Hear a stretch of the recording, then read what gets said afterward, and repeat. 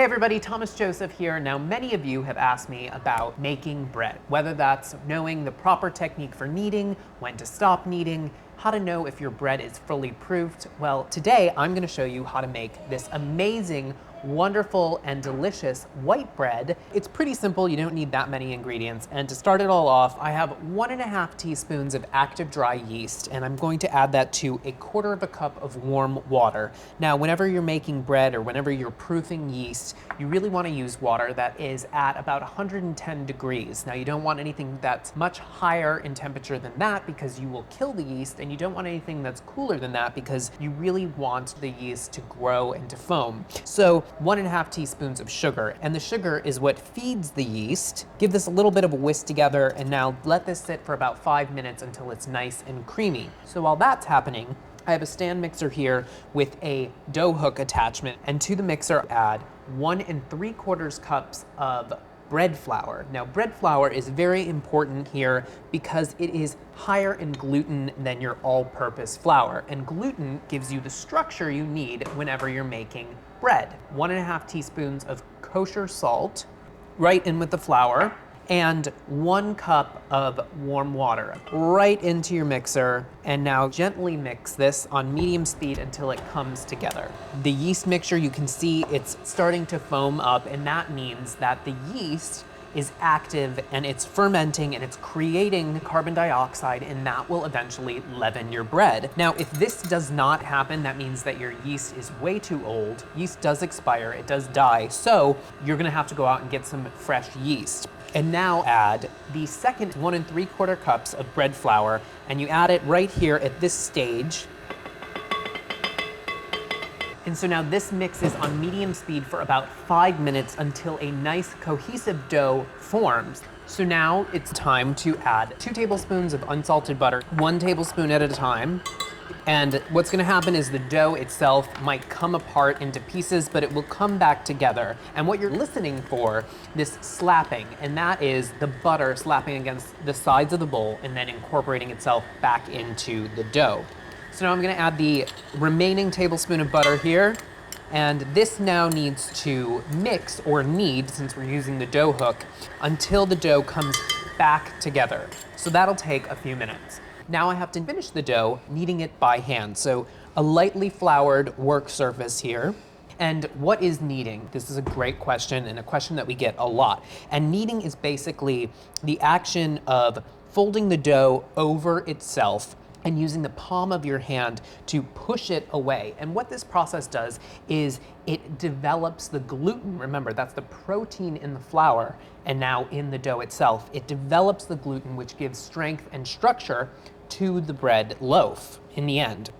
As you can see, I'm turning the dough. So again, it's folding the dough over itself and then using the palm of your hand to push it down and away from you.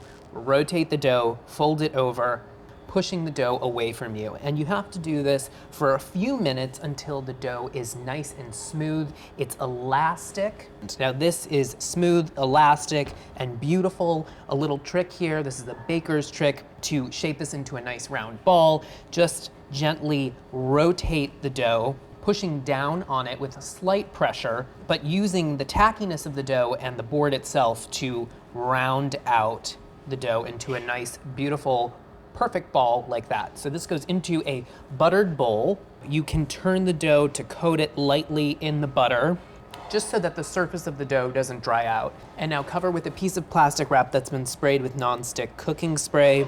And this needs to go in a warm place until this has doubled in size. And this is the proofing process. So 45 minutes until it's doubled in bulk.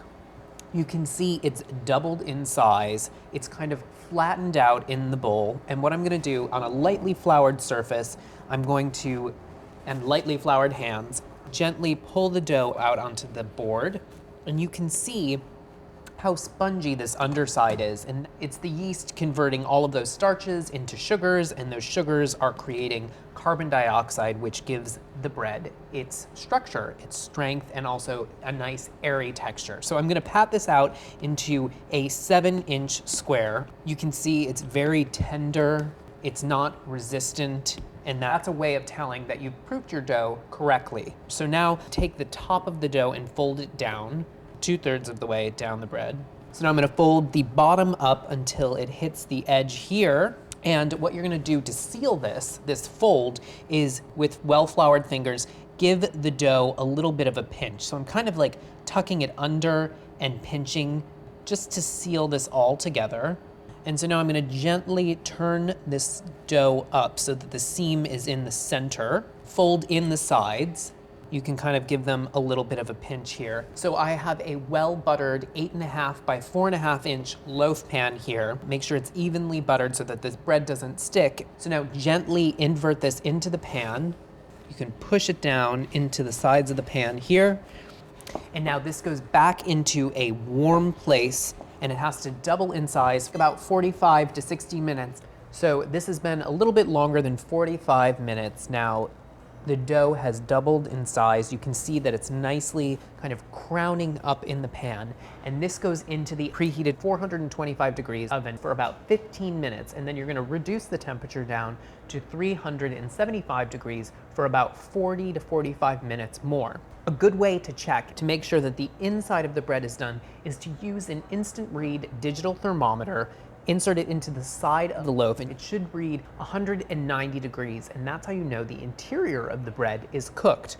This goes right into the oven, and I can't wait to show you what it looks like when it comes out. So our wonderful, beautiful loaf is right out of the oven, and what you have to do is you have to remove it from the pan so that the bottom doesn't steam. Now be careful, this is hot, but if you can do it quickly.